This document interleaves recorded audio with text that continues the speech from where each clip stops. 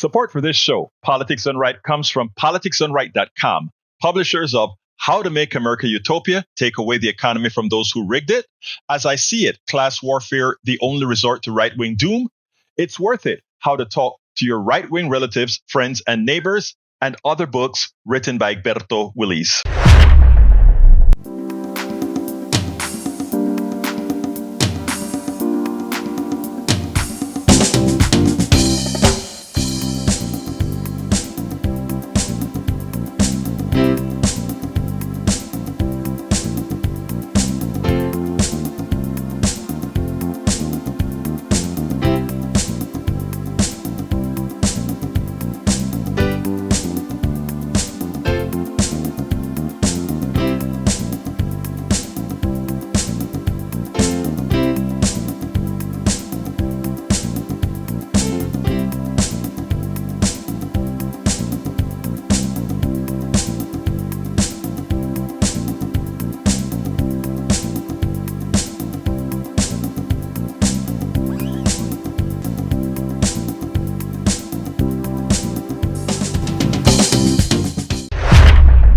Welcome to Politics Done Right. My name is Egberto Willis, your host. We have a great show out for you today. Folks, please get ready. Please, no fear.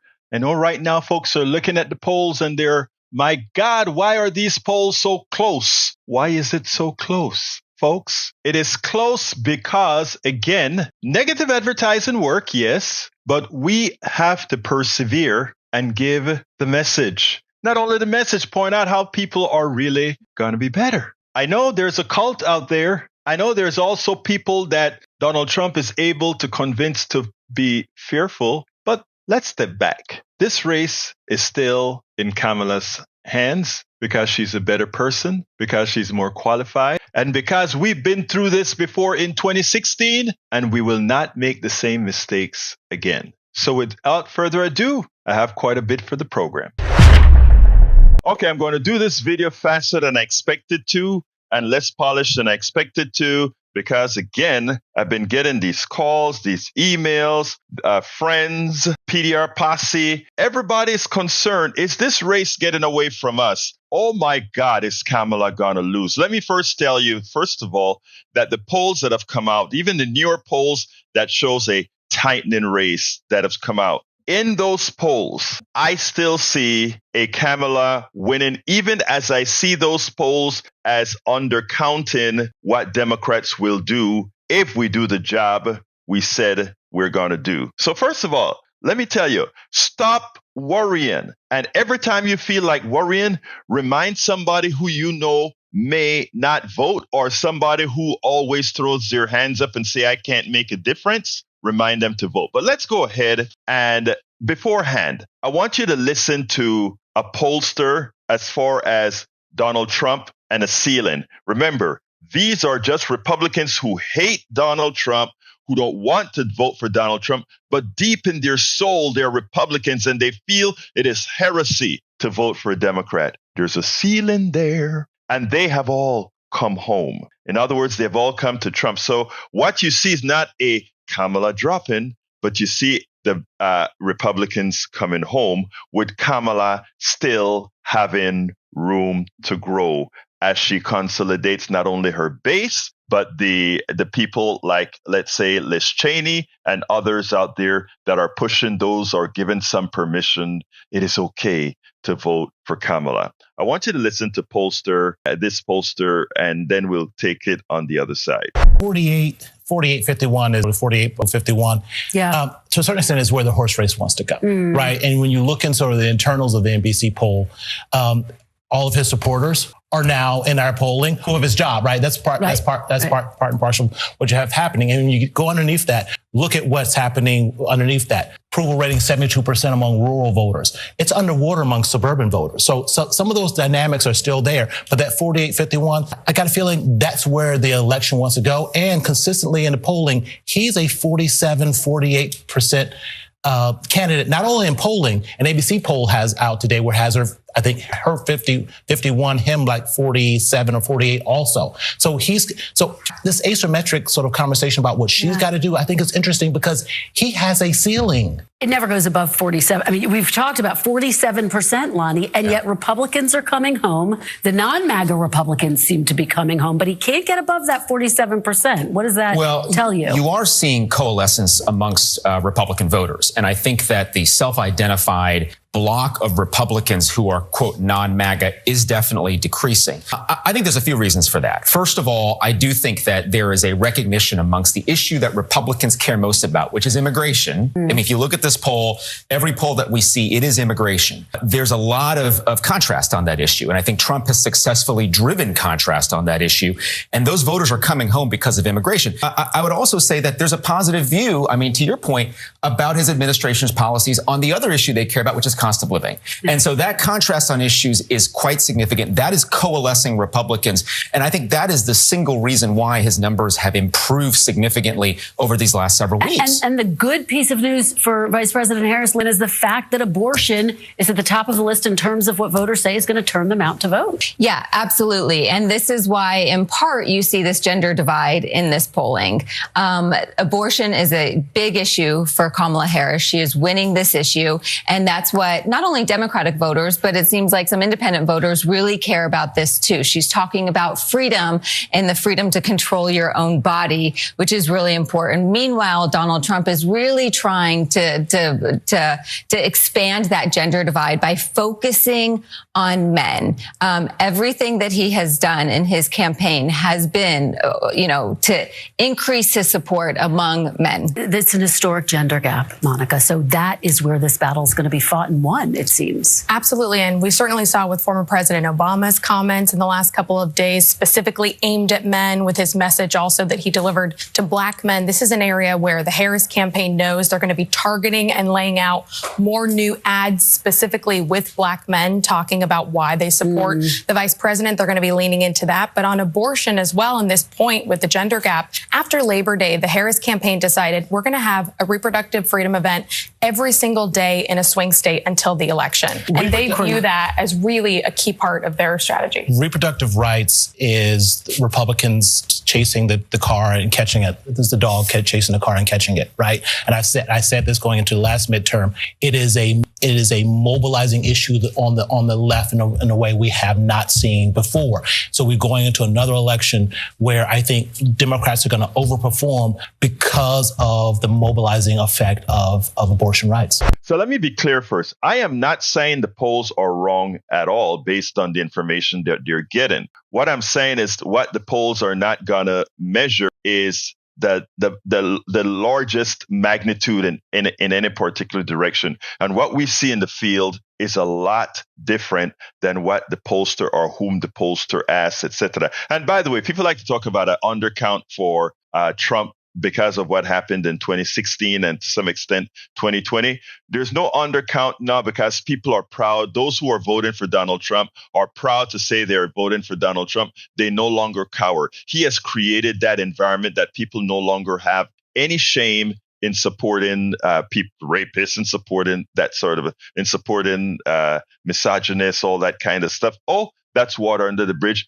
Donald Trump has changed the psyche, I think, irrecoverably. But that said, the decent people that remain, the people that remain that will do the right thing, far exceeds those who are simply going to say, I can't leave my party. And it's important to note that that when you look at the things that people are complaining about, it mostly shows the success of the campaigning by Trump and his minions as far as being able to tell bold-faced lies, being able to tell all these things in ads and not being called out effectively by a media or likewise by the Kamala Harris campaign. Let me give an example. People still believe that they have more information as far as what the Trump economy would be than the economic policies of Trump than they have of the economic policies of Kamala Harris,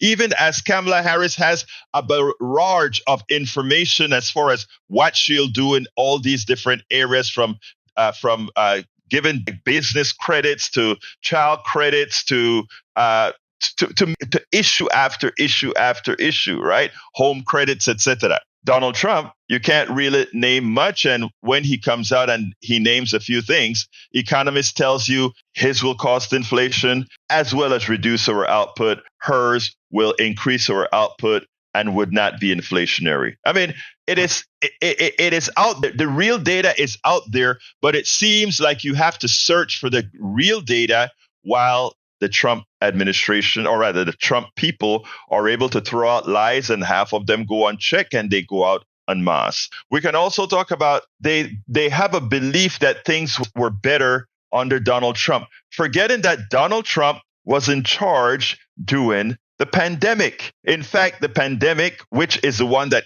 caused the demise of the economy, the largest unemployment rate, etc., was caused under his administration for a pandemic that he mishandled. But somehow people just think about the 3 years he was in office under the Obama economy and don't take into account what he actually did to wreck the economy. Like I've said all of the times, the data is out there that shows Republicans constantly wreck the economy.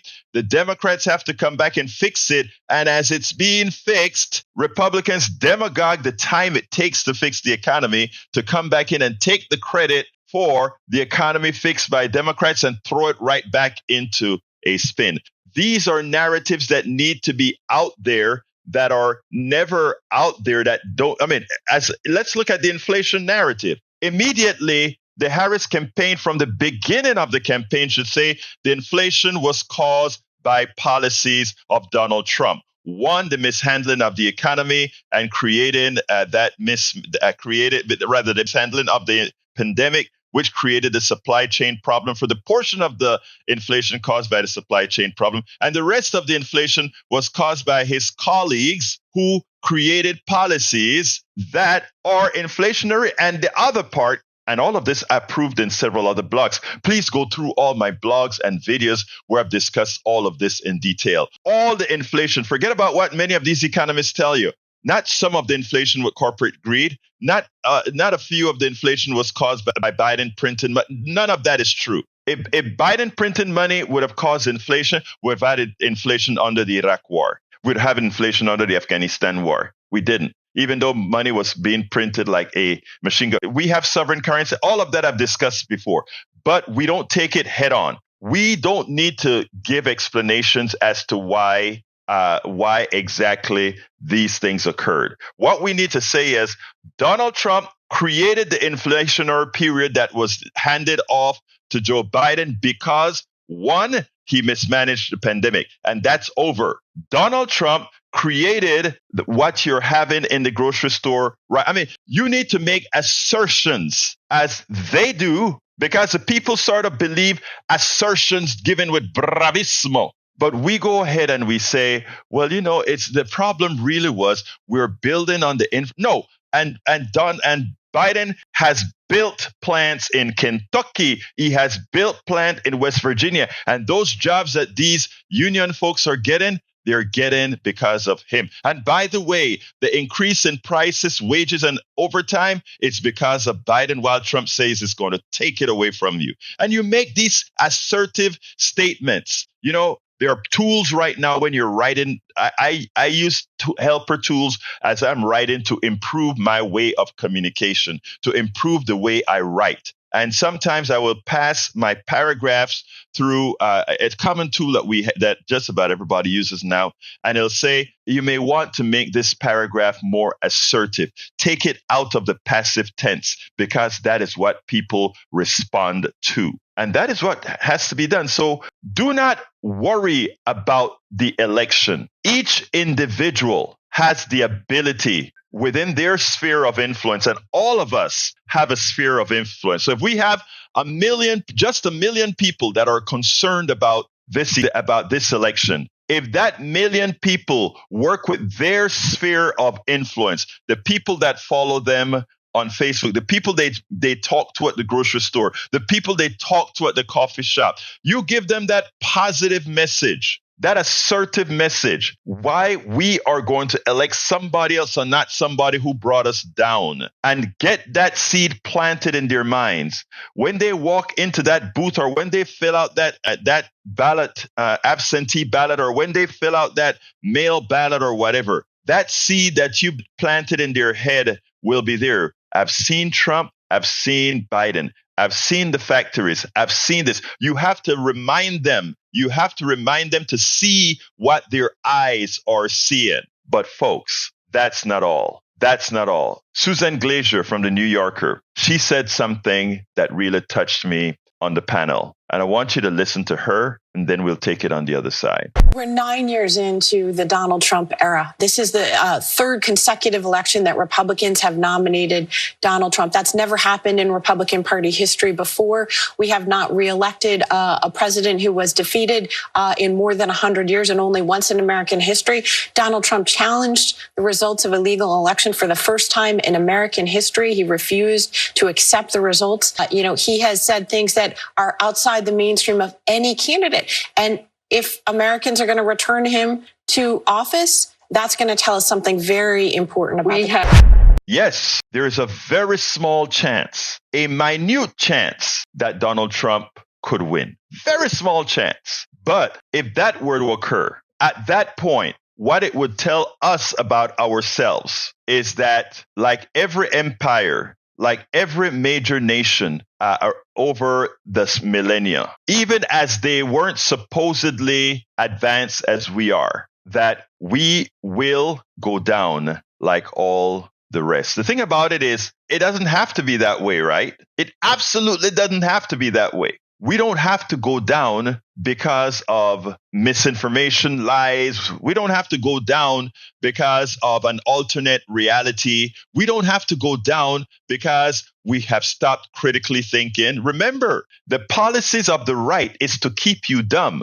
because if you're dumb, anything I tell you, you may start to believe and then vote against your own interests, which is what anybody who votes for Trump is doing, except for the multi-billionaires, the super high multimillionaires. Everybody that votes for him, they're voting against their own interests. Now, we've had for a long time enough people not voting against their own interests for us to move forward, even as he accidentally got elected with not a majority of the vote. We had a Biden who really ran up the vote to ensure he was elected. And I think the same thing is about to happen with Kamala Harris. If you and I and everybody else do the job, and everybody else do the job, because again, remember, there's still most of us who are willing to critically think. There's still most of us, even with all our prejudices and all that we have, that we still love our mother, our father, our daughter, our sister,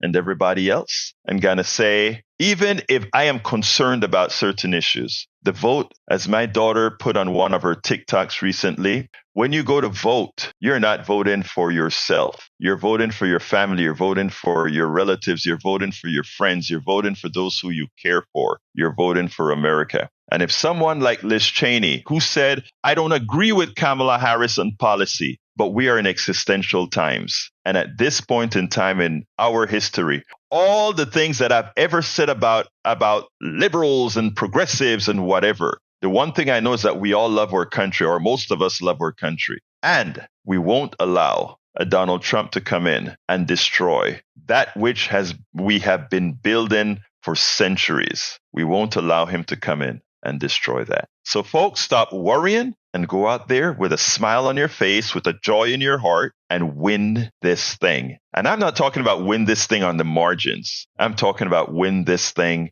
big, because it's out there for the taking. We spend a lot of time deconstructing the news, trying to parse it into a form that everybody can understand. We try to find those little nitpicks where it flies above the fray, etc. If you really like these videos that we do, I want to ask a big favor. Please go ahead. Number one, subscribe to our channel. And number two, please join if you can. Thank you so kindly for watching. Keep watching. Please remember to share. We must populate the entire internet with our progressive message, a message that we know is what most Americans say that they want. So help us, please join. After gorging on stock buybacks for years, Boeing announces mass layoffs. The corporate cure is always the same: lay off workers, said one critic. Stock buybacks and layoffs are joined at the hip. It's time that they're outlawed entirely. And we know our orange person is of the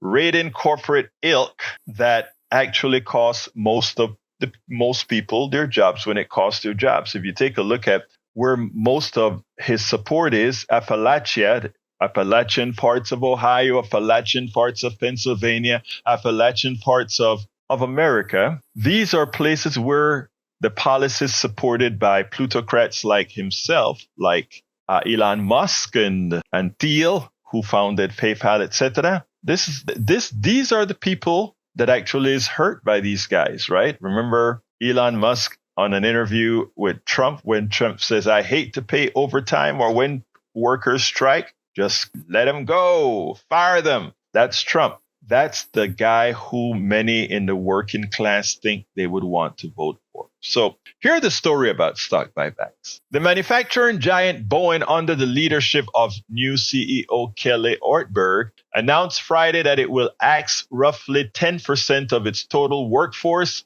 in the coming months, a move that drew attention to the company's massive spending on stock buybacks in recent years. For those who don't understand what stock buybacks, let me tell you. You hear me rant about the class in this country that do no work at all, but they are the ones who profit from your labor. In other words, if you work for Exxon or you work for Madison, whoever you work for, that's a corporation. What that corporation has done, or what made that a corporation, is they have taken that corporation and split it into millions of pieces, and those millions of pieces are called stocks. And those stocks are then sent to Wall Street or some other market, and they're traded. I may want to buy 10. Let's say that company is valued at $10 billion.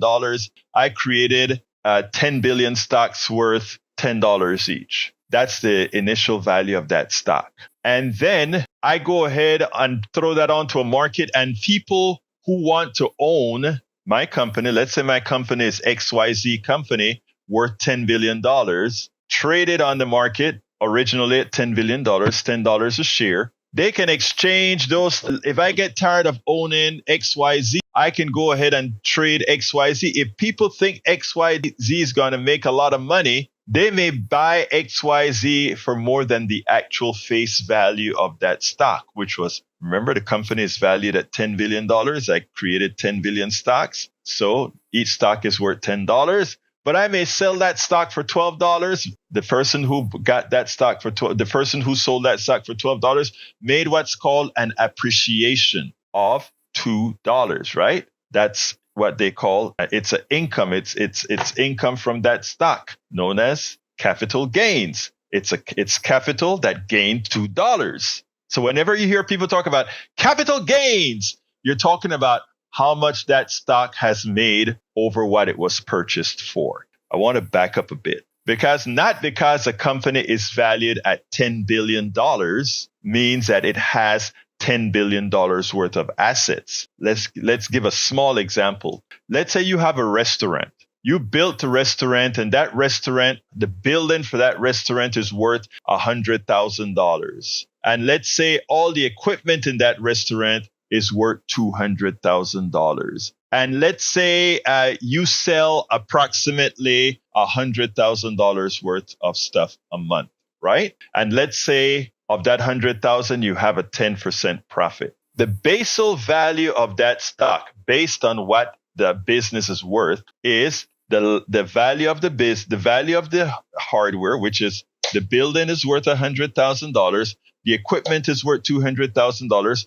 That's $300,000 for that building, right? I mean, for that business. So technically speaking, if I created 100,000 stocks for that business, the asset value, the value of that stock should be no more than about $3. But then people put all kinds of things into it. They say, well, that company is going to make $100,000 a year, which would then give me a dividend, right? A dividend mean the profit from that company based on how much it makes says that okay, if that company makes $100,000 and 10,000 of that $100,000 is profit, then that divided amount of profit into the amount of stocks is the amount that is the optimal value that you could pay in dividend. There are other things people may do. They may have to pay taxes. There's a whole lot of stimulation. But the thing about it is basically a company is not the stock value, the total stock value of a company usually far exceeds what that company would be if you could just sell off all its assets, because they take into consideration things like how much that company is going to make over time, etc. Now, Trump created a company called Truth Social, which was pretty much a fraud, because that particular company had very little value in hardware, meaning buildings, etc. It had very little of that. Most of it exists in the cloud. So there's no real asset value for that company. But somebody decided to value that company, let's say, $2 billion, right? Or $3 billion, whatever it's worth. There is no correlation between the amount of stock that was sold for Truth Social, Trump's business, and what it actually is worth. In fact, it makes under $1 million a year in revenue, but its stock's valuation when it was released was several $billion. It was a complete fraud. It's a way to give Trump money without it being a gift. It's a way of using the fraudulent capitalist system to do that. So I hope you understand a little bit about stocks and its relationship to companies and value. Now let's go back to the Boeing story. Because Boeing has some stock value. The company is worth X amount of dollars. They printed X amount of stocks, and the stocks have a certain value. A lot of executives in these companies are actually paid. They get their salaries, and they're also paid in something called stock options. Stock options is exactly what it sounds like. The option to buy the company stock at a certain price. Now, what the government has started to allow since Reagan that it didn't allow before is for a company to take its profits and instead of returning those profits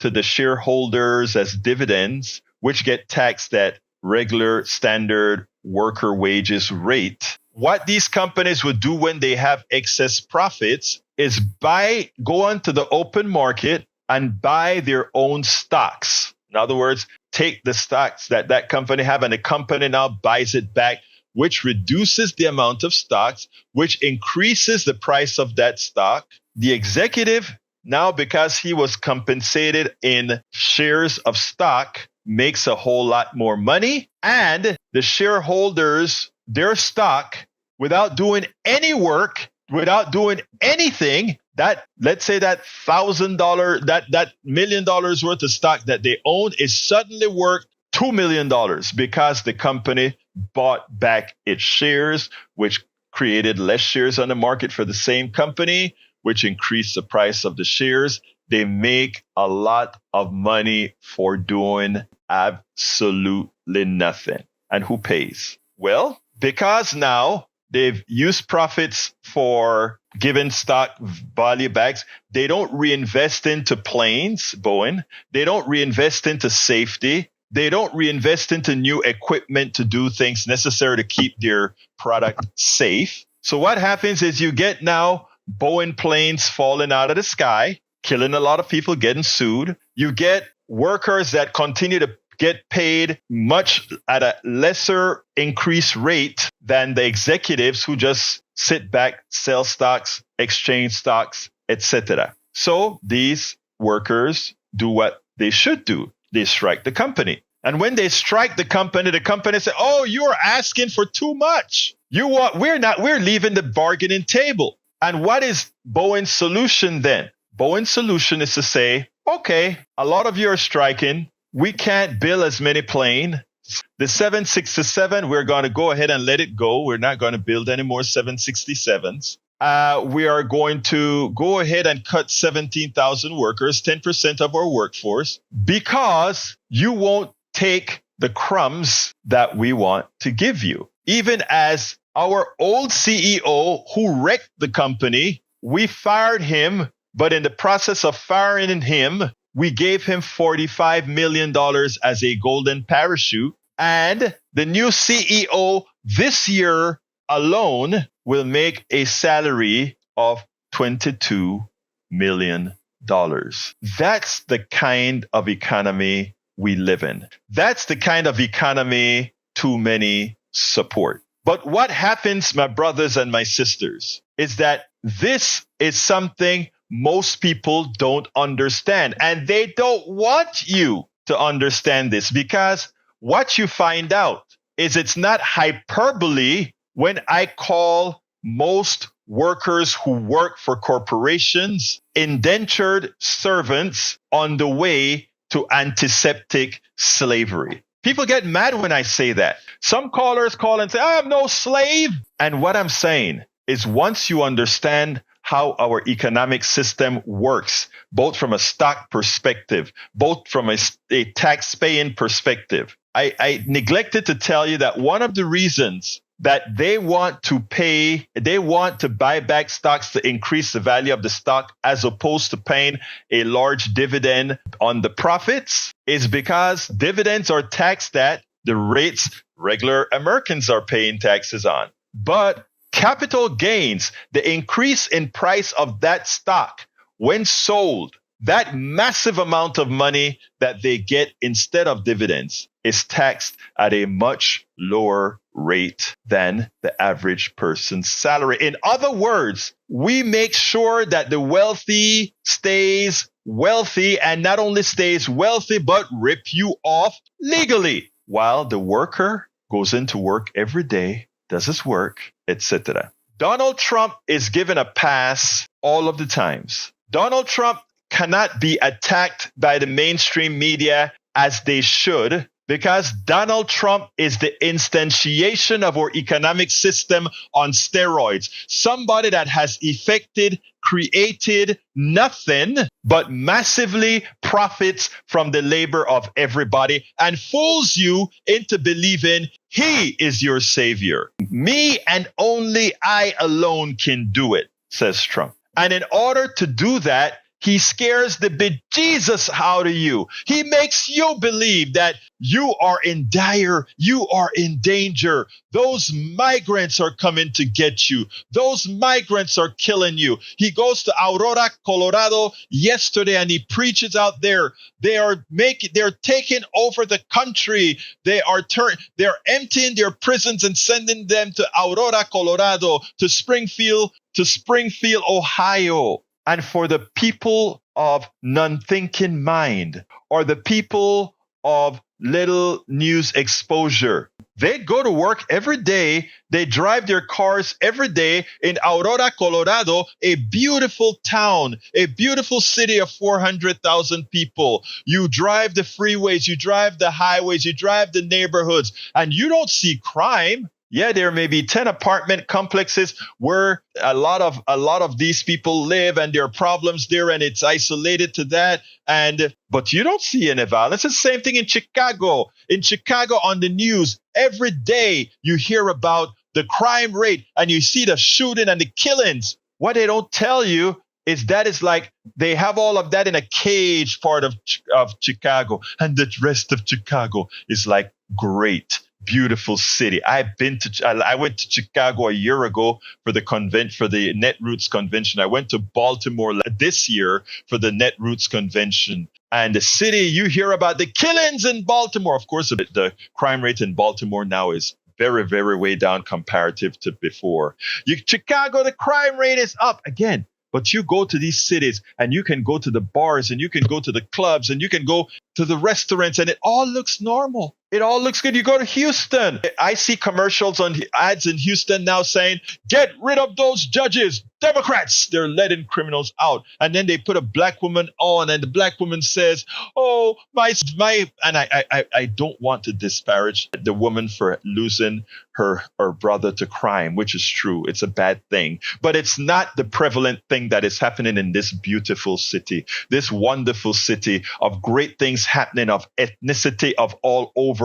Great town that you can have food of every type. You can have parties of every type. In fact, we, the Panamanians of Houston, Texas, are having a big bash with los típicos folclóricos y todo esto, a big thing we're having because this is such a great city. But we're being placed in fear because the instantiation of our economic system that screws you, the same people that screws you are asking you for their vote by misleading you. Look, I find it offensive as somebody who chose this country to be a patriot of. I wasn't born here. I was born elsewhere. I came here on that dream of who the country really is. And from the time I got here, I've watched what, starting with Reagan, what has been done to the intellect of the country. When the mass movements of the 60s started and the 70s and the enlightenment of people started, it was wonderful watching that. And I can tell you cannot believe the feeling of disappointment that a country that reveres itself as the first world country has so limited its mindset, I went to one of the best universities in the state and the country, the University of Texas, a progressive bastion then. And the things that we did, the things that we learned, the things that were changed, the things that made us who we are, to watch the fight that we're having, not to keep it and extend it, but just to hold pace. Because we have so far now made ignorance vogue. We have made the acquisition of knowledge something to be, I remember when I got here, well, I'm not going to tell this story till probably later, but I'm not going to tell this story till later. But the concern now is the decline of a nation, not because of migrants come in to take over, because actually what we do need now is more migrants, to tell you the truth. We need people who remember what hard work is all about, what having independent thinking is all about. And what we're seeing right now with folks allowing an intellectual neophyte but a marketing genius to do to you is quite disconcerting to the rest of the world, frightening, especially since what happens when you have somebody like that over a military power like we, second to none, third to none, first. I mean, it's disconcerting for the rest of the world. Now, what I've said is, people, don't despair. I still, a lot of people tell me I'm crazy, but I still have faith in the American people, realizing and remembering that in as much as in 2016, Hillary didn't win the Electoral College, most people in America voted not for the person who promotes hate, not for the person who promotes ignorance, not for the person who promotes the rape of women, and when I say that, I don't say that blatantly. If you watch the Republican convention, what they wanted to centralize on, and they're pulling in a group of machismo type men with that thing. They brought in the WWE and they brought in, I'm a man, and as if being a man means taking advantage of others, as being a man taking advantage of women makes you macho, grabbing on a woman's private parts make you manly. That's not what my dad taught me. My dad taught me quite a bit, something quite differently. But if you listen to Trump and you listen to him talk on the stage yesterday, a woman protesting, knock her out. Wow. Is that where we really want to be as a country? Like I tell folks on the blog I wrote yesterday, actually went viral. 36,000 people so far have viewed it. I said, let me tell you something. The race is not as up for grabs as you think. It's Kamala's race. And I can't tell anybody how to vote. I can't do that from here. On my 3 o'clock show, I'll tell you what you need to do. But here I can just tell you the facts. And the facts are simple. The facts are simple. If you believe in democracy, vote for democracy. If you believe in humanity, vote for humanity. If you believe in human rights, vote for human rights. If you believe in a woman's agency to her own body, if you believe a woman should be able to control her body, that I, as a man or woman or whatever, should have no presence in somebody else's human space, body, vote appropriately. If you believe in an economic system where it makes sense for all to prosper. Vote appropriately. If you want to believe in fear, if you want to believe that all those people that look different than you do somehow is a problem, first of all, it's not true. Secondly, it's one thing and one thing that would cause a demise. Today, we have a very special issue to talk about relative to Houston Independent School District. With me today is Sarah Terrell, is a taxpayer who supports public education, has been actively observing and participating in HISD issues for many years. And Jessica Catritt, a parent of a HISD alumni from Westside High and a current sixth grader at Lanier. She says her son graduates out of fifth last year. Look, first of all, ladies, thank you so kindly for being a part of this discussion on politics done right. Before I get started, we're talking about the bonds, but we all know that the Houston Independent School District got taken over. I claim it was done by force. Please tell me in the short terms what happened there. What should concern us? Well, HISD got taken over by the TEA. Basically, we think because we are a Democrat city and our board was all made up of Democrats and more liberal people who are concerned about our public school system. And so they took it over on a pretext of a law that they had started that says if one school is failing for more than 5 years, then that the only solution is to completely take over the school district. So that's what they did with us. We had one school that triggered that out of 270 schools. So that you can just see right there that it was a pretext. So we've been dealing with the board, all our trustees were out. They appointed this board of managers by TEA appointed them, and the superintendent Mike Miles was also appointed by the TEA, and they've been here since June of 2023. Now, Jessica, is that constitutional? Is that by Texas constitutional law? That's a really good question. It's really interesting because we are definitely no longer an independent school district. So when Greg Abbott ordered the takeover of HISD, I feel like our voting rights were stolen. I personally voted for Elizabeth Santos. I voted for her to represent me on the school board, and she won that election. In fact, she won twice. Yet, under this takeover, she was removed and replaced by her opponent, Jeanette Garza Linder, who lost the election.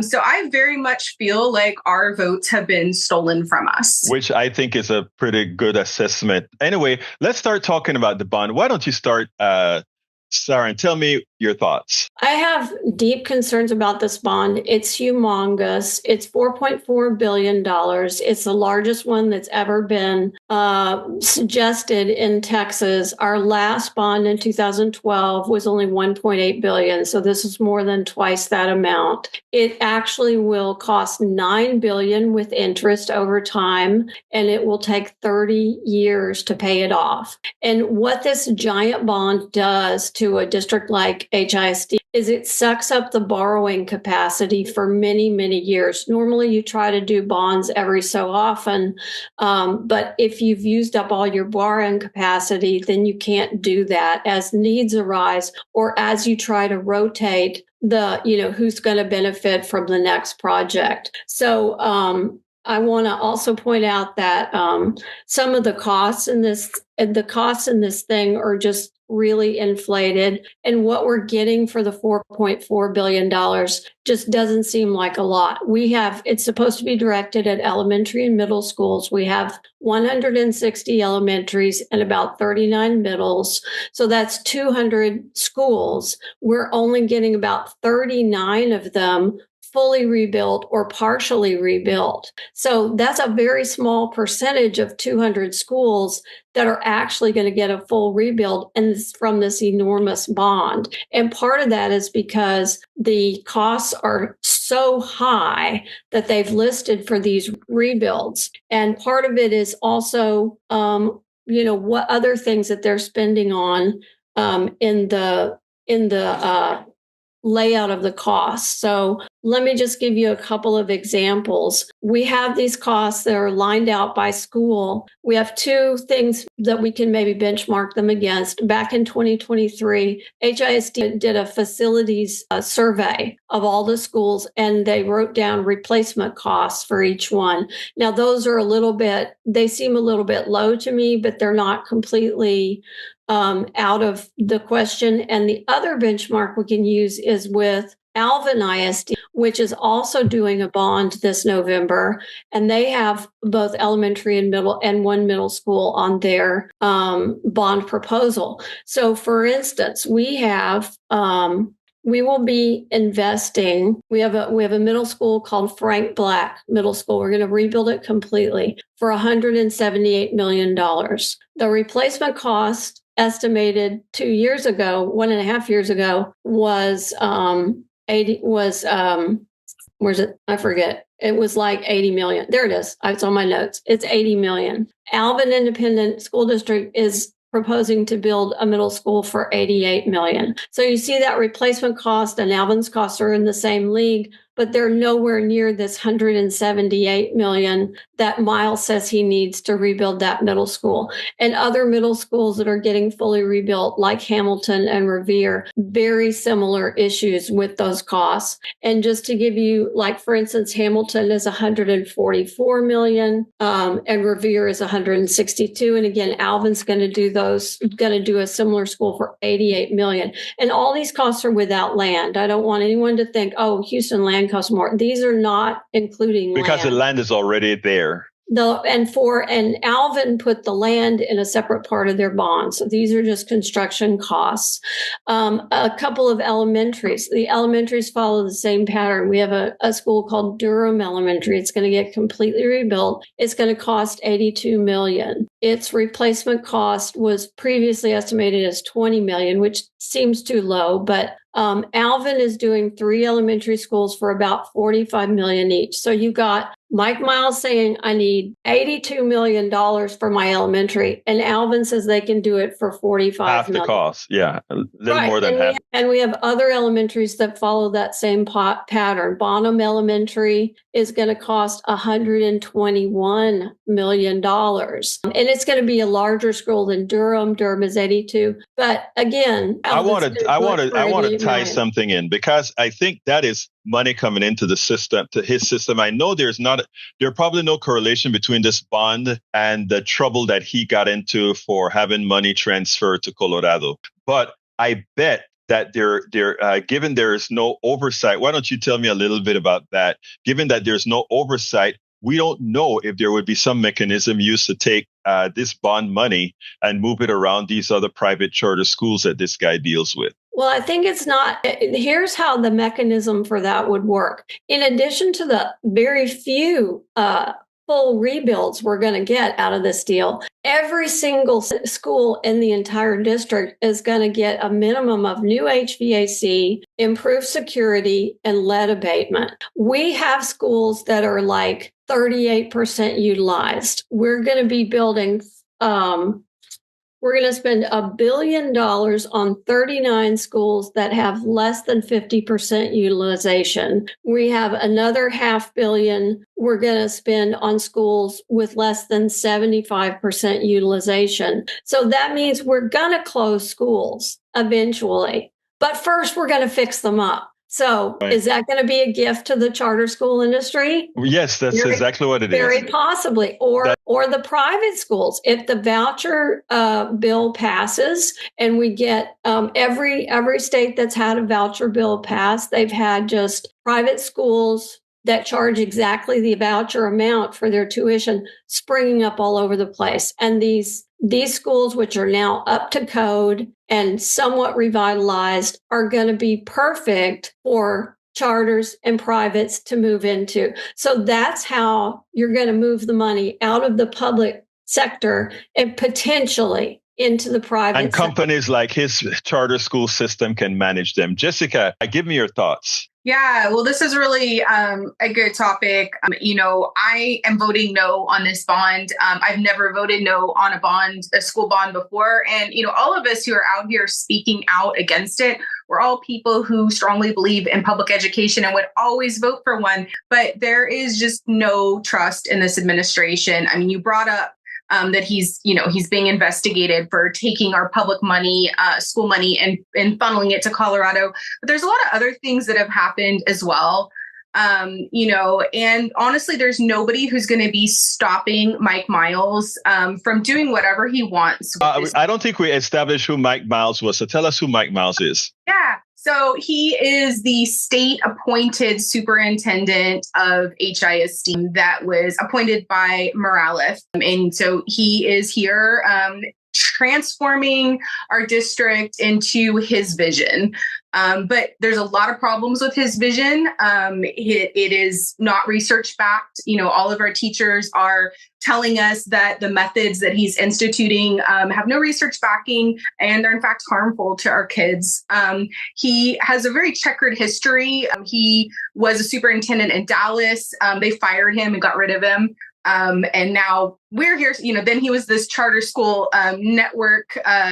A failed charter school, a financially failed charter school system. Yeah. And now he's here and now we're stuck with him. And, he has been, since this takeover has started, he has been intimidating and stalking our teachers, manipulating families, and our teachers are, they're leaving. They're voting with their feet. We've lost 4,000 of 10,000 of our teachers so far, and they're being replaced with unqualified, uncertified. Uncertified, yeah. But as far as the trust goes, as a parent, he again and again has shown that, he talks a good game, but the things he's saying are lies and he's manipulating us. For example, last year, my child's fine arts magnet was announced as being one of the schools slated to be converted into his new education system this year. At the community meeting for that, parents asked for a guarantee that our principal would stay, and that was the deciding factor for many families in choosing to stay. The administrator there told us that she saw no reason to replace an amazing principal, and as long as Dr. Clark wanted to stay, they wanted her leading our school. Well, after school choice, the deadline closed and families could no longer apply to transfer their kids out. They fired her. We've been told that high-performing schools have autonomy, but in reality, the teachers at our A-rated schools are being forced to follow this rigid NES model or be punished. He is closing our libraries and firing librarians. The libraries are being turned into these barren test prep centers. And the justification for that is they're telling us that they're too expensive. Yet every NES school in the district, every elementary school gets adult-sized spin bikes that the kids can't use that just sit in the way. They tell us we can't afford wraparound specialists that are in charge of ensuring that all kids have what they need to succeed in school. But Miles was able to introduce himself to the district with a $400,000 musical starring himself in mocking the community. We had a child that died in a hot gym in the first week of school, and there was no functioning AED on site during that incident. An investigation of that has found that nurses across our district were begging for replacement batteries for their AEDs and were denied. 170 AEDs were found to be non-functional.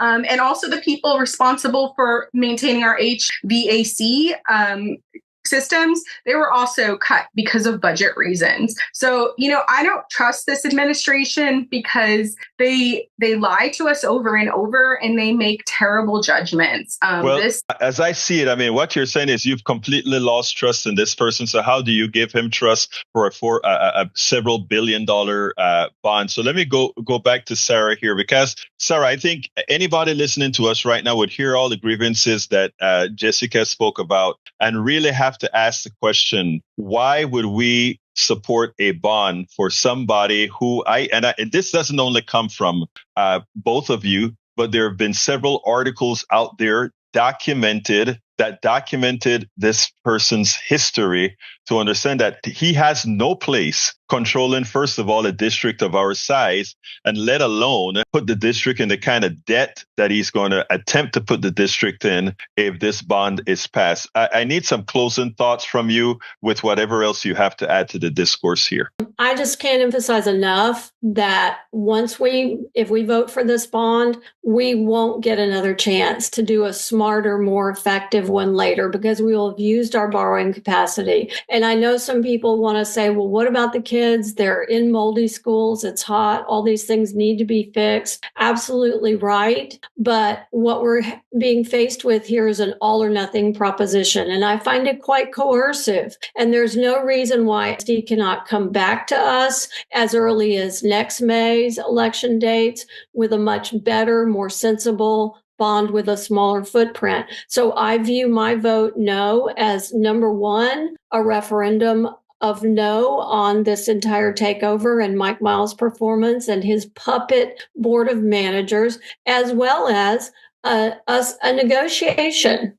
So you say you want $4.4 billion. I say no, that's too much. And I also want to say something about the permanence of Mike Miles. What he's trying to do here is leave his physical imprint on us in a forever way, like a toxic forever chemical. So all of these schools, I'm sure, will be built without libraries because, as we all know, he takes the libraries out of his NES schools and turns them into study halls. So our new schools will not have libraries. And then in addition, one of the most expensive things on this whole deal is 3 career technical education centers that are essentially fancy new high schools. And our high schools are already only 84% filled on average. And we rebuilt them all with the 2012 bond money.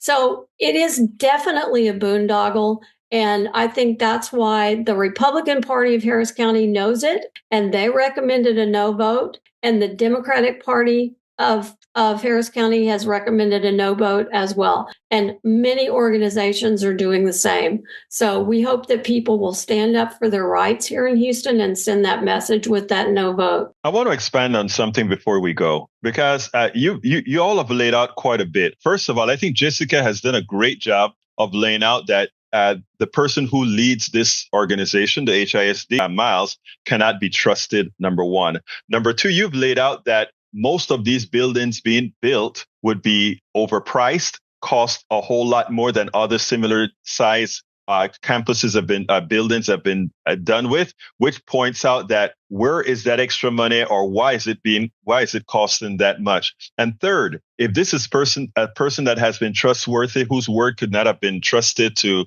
for what he said, what makes one believe that even if you are in a moldy school right now, that your school will be one of the chosen schools to be taken care of within the time frame that you think it's going to be taken care of? So, I mean, I think we need to listen to both Sarah and Jessica's words. So tell the audience that are listening to Jessica in one sentence why you think they should vote similar to how you will vote. Our votes have been stolen, but this is our chance to vote on something and send a strong message that we won't stand for this, and no trust, no bond. Jessica, Sarah? I want to say to all the conservatives out there, this is taxation without representation. And there is no electoral accountability for either Mike Miles or the puppet board that okay every single thing he does, and the oversight committee that he will appoint, that he will decide who goes on to, is going to be window dressing with the same thing. Anything Mike Miles wants, he's going to get out of these people. He's spending other people's money. Right. That's what it is. He's a profligate spender already. When he came in, we had a $1.1 billion surplus of funds in HISD, and he spent it down by $250 million in the first year on his NES programs. We have nothing permanent to show for that. No new schools, no new buildings, nothing. And so he's just, he definitely spends like it's other people's money, and he can do whatever he wants with it because he's not elected and he's not accountable to a board that's elected. So he just does whatever the hell he wants. Yeah, there is no one to hold him accountable at all. We can't give him this money because we'll never get it back, and we'll have no way, absolutely no way, of making sure that it's sensibly well spent. Sarah Terrell and Jessica Catrit, thank you so kindly for having been on Politics Done Right. Thank you for having us on your show, for the opportunity to talk to this important issue. We spend a lot of time deconstructing the news, trying to parse it into a form that everybody can understand. We try to find those little nitpicks where it flies above the fray, etc. If you really like these videos that we do, I want to ask a big favor. Please go ahead. Number one, subscribe to our channel. And number two, please join if you can. Thank you so kindly for watching. Keep watching. Please remember to share. We must populate the entire internet with our progressive message, a message that we know is what most Americans say that they want.